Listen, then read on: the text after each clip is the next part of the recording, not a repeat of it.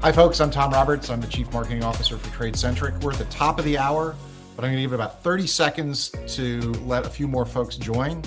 And while we do that, my DJ will provide some music. So don't go anywhere. We'll be right back.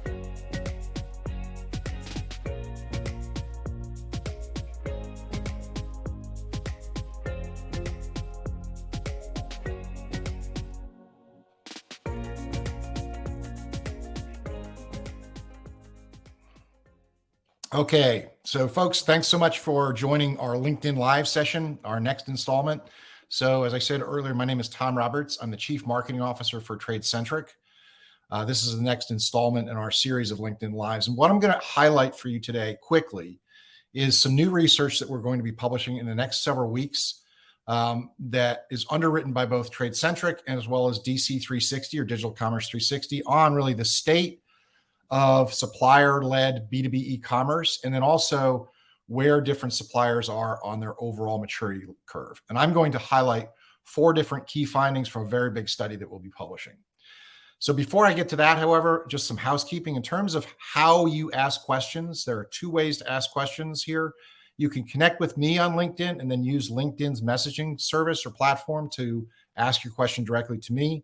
Or you can also email info@tradecentric.com. Again, it's info@tradecentric.com, and we will do our best to get back in touch with you with an answer to your question. So let's kick it off with the next slide. So as I said, this research was underwritten by both TradeCentric as well as Digital Commerce 360. And it was really focused on North American suppliers, really US and Canada, across a range of different revenue sizes and industries, small, medium, and large, and a whole variety of different industries. And more than 120 organizations responded to our survey. So a pretty good sample size. The objective really was twofold. First, to understand sort of the state of B2B e-commerce and how people are feeling about their growth rates and spending priorities, but then also where we are and where suppliers are when we call the B2B commerce maturity curve. And I'll talk more about that in a few minutes. So our first finding is really about the healthiness and the growth of e-commerce overall over the last 12 months. This is a simple question. Over the past 12 months, how much has your B2B e-commerce revenue grown? And the good news is here that 90% of all the respondents are up and to the right. So that's positive. And 61% grew 11% or more, and almost 20%, almost 1/5 grew 25% or more. A small number were flat, and a small number were down as well. So, but it's very much in the minority of folks that are not experiencing pretty healthy overall digital commerce B2B growth through their different channels and through their e-commerce channel. Our next finding is really about the maturity of different suppliers. Now, this is after literally decades of investment in B2B commerce for various different organizations of various sizes and industries. So we split this up into basically several different categories, and we call it e-com sort of maturity 1.0, 2.0, 3.0, 4.0, and then connected commerce. And I'll explain those quickly. But if you look on the right side on the graph, for those of you who took and can remember your high school or college statistics, it basically looks like a normal distribution or a bell curve on its side, roughly. So e-commerce 1.0. Hey, I've invested in my e-commerce platform and I'm trying to migrate customers from manual ordering, the basics. 20% of the population responded that that is where they are. 17% of respondents said, hey, I fully adopted e-commerce, but I'd lack the ability to customize the experience for some of my largest customers. For instance, negotiated prices, inventory levels, delivery timeframes, and those types of things. It's one size fits all for e-com 2.0.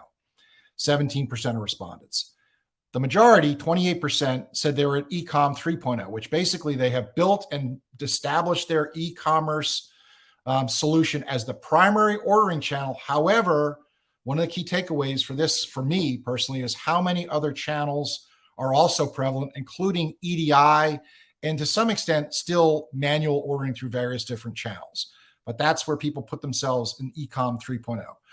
4.0 and connected commerce really starts moving toward understanding how buyer behavior is changing, and many buyers or customers are implementing e-procurement platforms. So folks in the 4.0 and connected commerce categories, 18% and 17% to varying different degrees, have been investing in e-procurement integrations for their more sophisticated customers and a growing bevy of customers.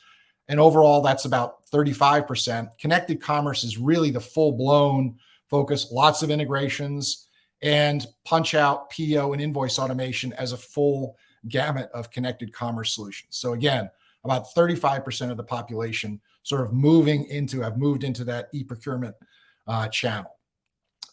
The next key finding also is pretty much an important takeaway. So we asked the question, how many of your customers are specifically asking for e-procurement integrations?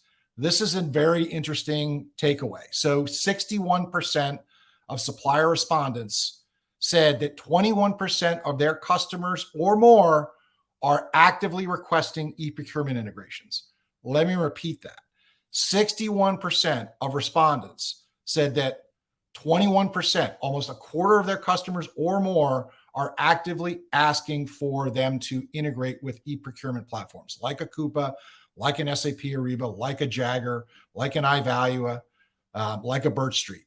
So you juxtapose that, a vast majority of our respondents and suppliers saying customers requesting that. The prior slide said only about 35% of respondents have moved into this channel.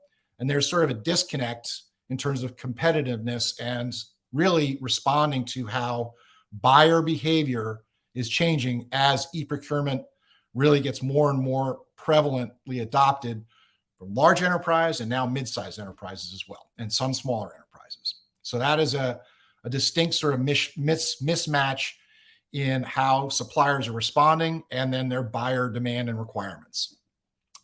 The last takeaway that I'll highlight, we asked the question, hey, if you are and have implemented e-procurement integrations, what do you want to see in terms of data and analytics and visibility into transaction data and other things that are important to you for that growing and increasingly important channel? So 63% said real-time visibility into transaction and spend data. And also, to be honest, when things go wrong, if something breaks, they want to know about it immediately. 61% said reports for purchasing habits and trends. So watching how different purchasing organizations are shopping, if you will, and placing orders and any trends that we can see. Insights into the purchasing process overall.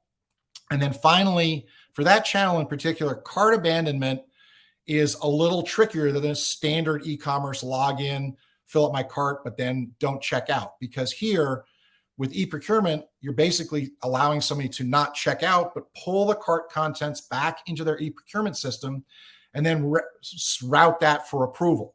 Two things can happen in terms of an abandonment, if you will. One, an order can get placed through a PO, but not for the entire cart contents that were transferred back to e-procurement. Something happened there, something didn't get approved, or they found another place to buy something at a cheaper price or a better delivery, et cetera.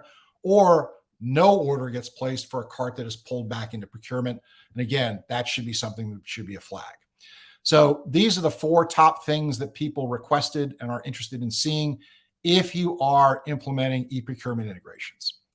So in summary, I want to go through the 3 key takeaways here. And I want to say that there's a lot more in this report, and I'll highlight that in a second. But for this presentation, 1, B2B e-commerce growth is rapidly increasing from the vast majority of suppliers that responded to our survey. And honestly, from what we see from our customers and engaging with prospects so far halfway through the year, we see no signs of that slowing, despite all the economic uncertainty that we see around the globe. Secondly, despite years and decades of investment, in terms of maturity, suppliers are really, it's almost a peanut butter spread of where they are on the maturity curve. Some are advancing really rapidly, about 35%, but some still have some stages to get through to really advance the maturity of their overall solution and the buying experience. And then finally, buying behavior of customers in a B2B channel is changing as they implement more and more e-procurement solutions. And as CFOs and chief procurement officers look for more transparency and visibility into how their purchasers are really transacting, And suppliers that are not responding to that, remember, 61% of our respondents said almost a quarter or more of their customers are requesting this. Only 35% of respondents said they're actively investing in this channel. That means there's a competitive disconnect. Those that are investing and responding do better than those who are not, especially over time. So, as I said, we'll have the full report coming out sometime in the next several weeks. There is a lot more information in this. I could only really present 4 things here. There are key takeaways, but there's a lot packed into this report. If you want access to that, it's going to be free, no charge to you. And for early access, you can get a notification about that in 2 ways. One, go to our website and sign up for our newsletter. There will be a link in the chat to go directly to the page on our website where you can sign up for the newsletter. It's also in our resources section. And then secondly, the other way you can do it is just follow us on LinkedIn. We are very active on LinkedIn and other social networks, but LinkedIn in particular. And we will definitely be advertising and publicizing when the full report is available. So with that, I just want to repeat how you want to ask. If you want to ask questions, there are 2 ways to do that. One, you can connect with me on LinkedIn. And once you've connected with me, just ask a question using LinkedIn. Or alternatively, you can send email to info@tradecentric.com, and we'll get back to you with an answer to your question. Thank you very much for your time, and enjoy the rest of your day. Take care.